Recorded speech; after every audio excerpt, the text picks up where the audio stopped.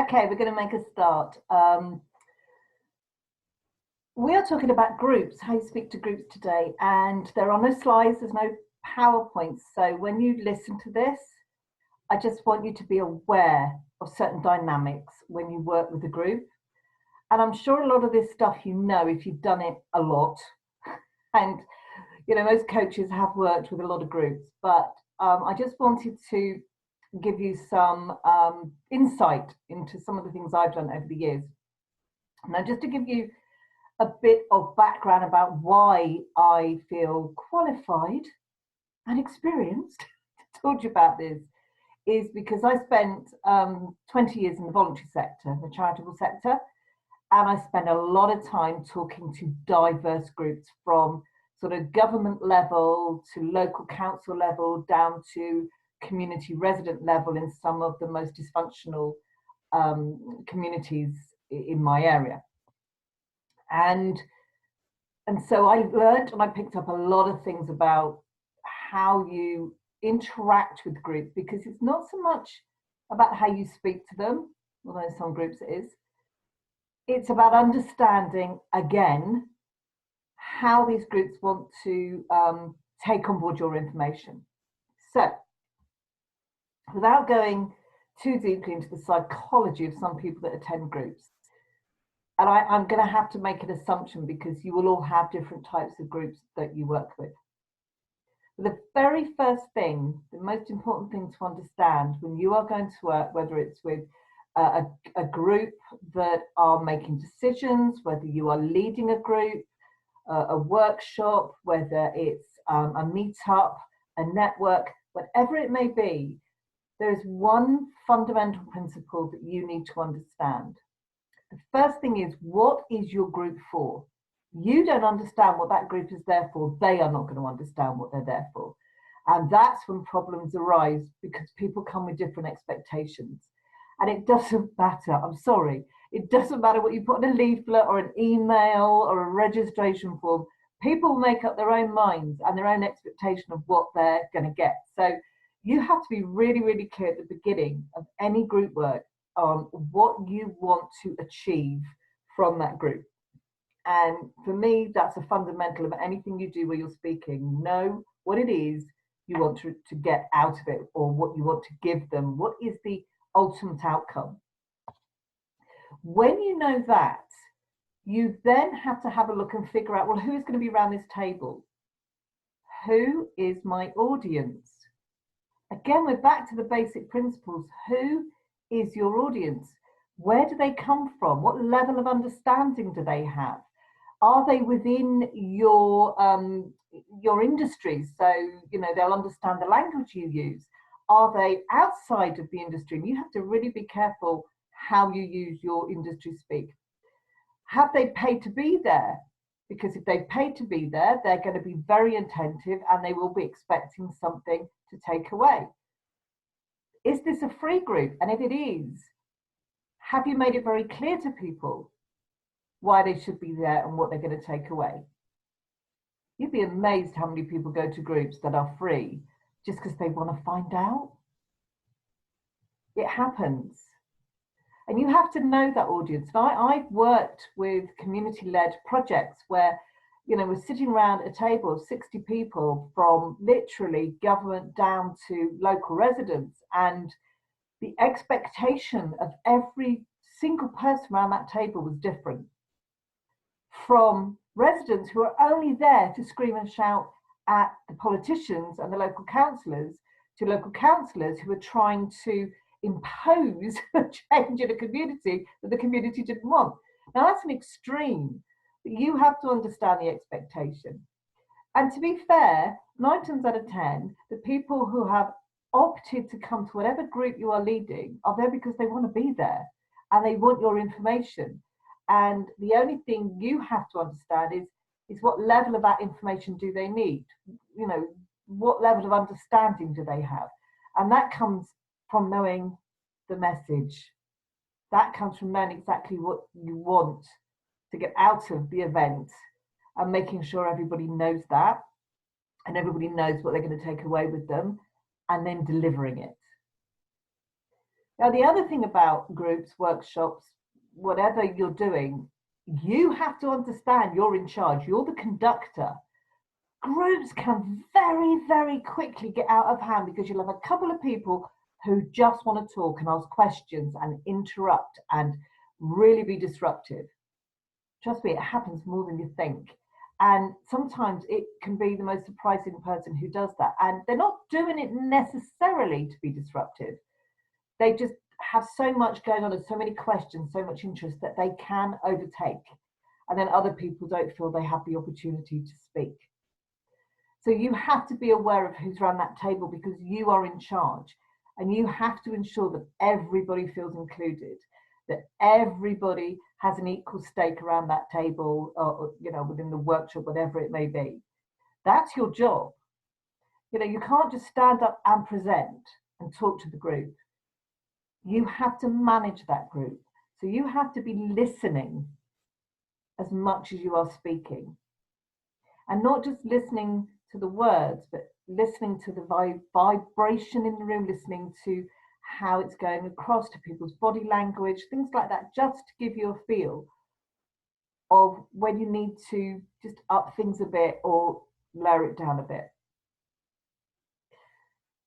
So when you've got this group together, whatever it may be, for a workshop, whether it's a presentation, whether it's a pitch, whatever it may be, just remember, we go back to the 6 principles, the Maestro Manifesto, as we are now calling it. You have to know what it is you want from them. What message are you giving them so that they know exactly what it is all about? Know who's coming. Unless it's an open meeting like a meetup or something and you don't know who's coming, you should be able to find out. You'll know when they register. You might even want to put a couple of questions in the registration process. You're doing webinars and things, that's getting easier and easier to ask those questions beforehand to get a feel for who is going to be in that audience and what level you're going to need to speak at.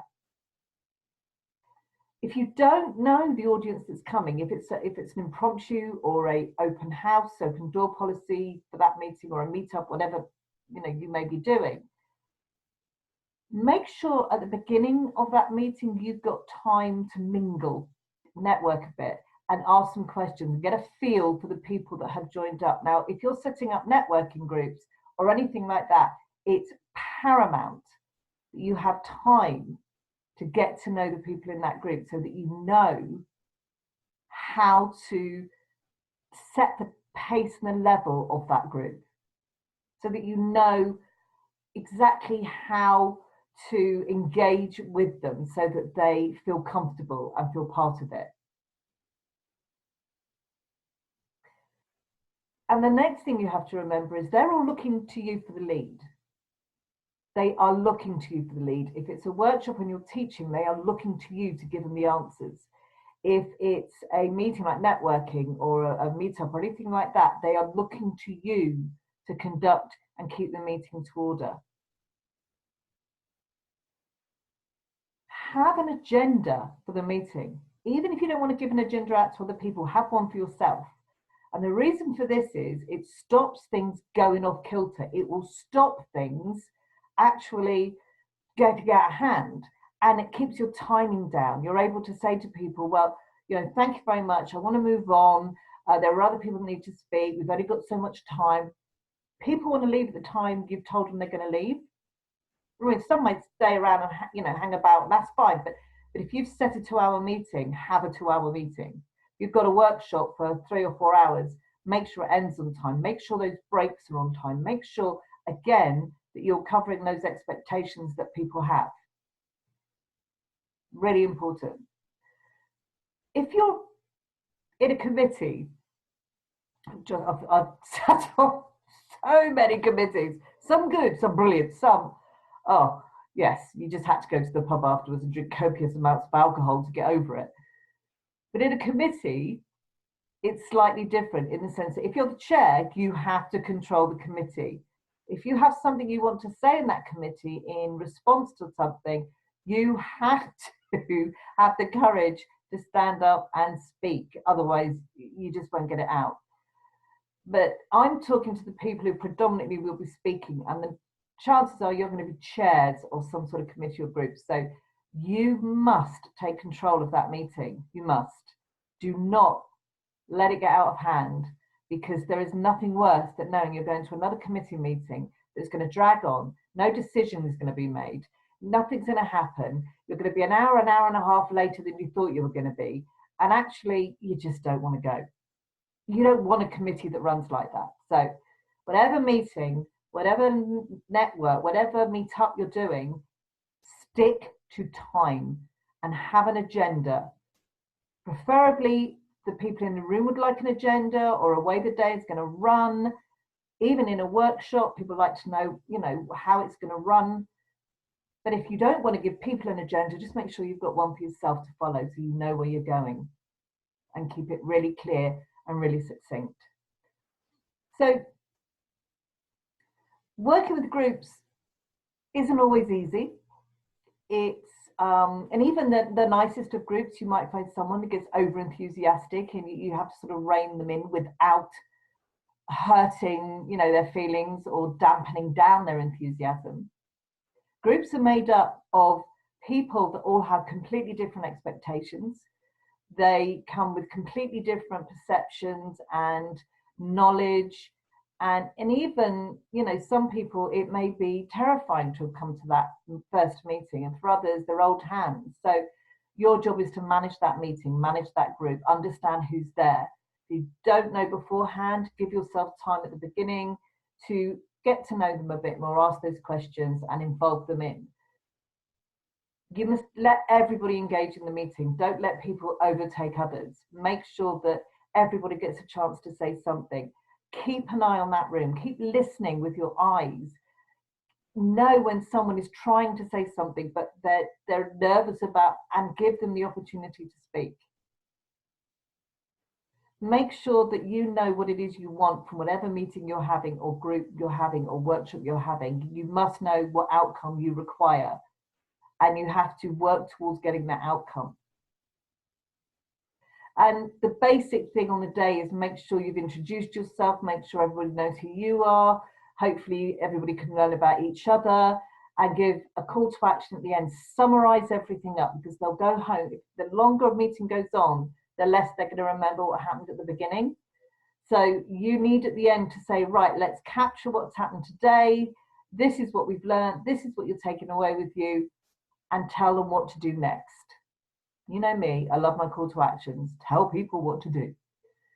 So that's basically working with groups. Now, it is a basic thing, and I've worked with people who suddenly have to become chairs of large committees and things like that. So there is more to it, but I wanted to just give you the basics. I wanted you to understand that groups aren't the same 12 people sitting in a room. They're all completely different. And I know that sort of sounds obvious, but you'd be amazed how many people forget that and think that they can just talk in a way to one person. So just be aware of that. Don't shy away from working with groups, talking to groups, setting up networking groups or anything like that. Don't shy away from it, just learn how to do it well. And I will see you next Friday. I do apologise for the last 2 Fridays. I struggle getting back into January. Suddenly lots of stuff is coming in. We're back on track now. So yeah, I'll see you next Friday here, 10 o'clock for the next one. And tomorrow morning at 10:30, I'm doing a live video, Q&A, anything you want to know about the 6 principles of public speaking, the Bev Hepting Message Maestro Manifesto. We quite like that lovely name, but basically it's the 6 principles. So join us at 10:30. It's free if you like. The link is in the event on this network, so you'll know where to click. All right, people, thank you for listening, and I hope I've helped you just open up your mind to groups and meetings and networking and stuff like that. All right. Okay, I'm going to go, and if you have any questions, usual thing, pop your questions in the box. Doesn't matter what it is. I will come back to you. Any comments, anything like that, come back to me. And anyone who is running groups, it would be lovely if you could just put something in your feed, some tips maybe, some things that have worked well, some things that haven't. Just let us all start engaging with each other and supporting each other and sharing a lot of what we do and what happens. So I'm leaving that with you. Okay, people, see you soon.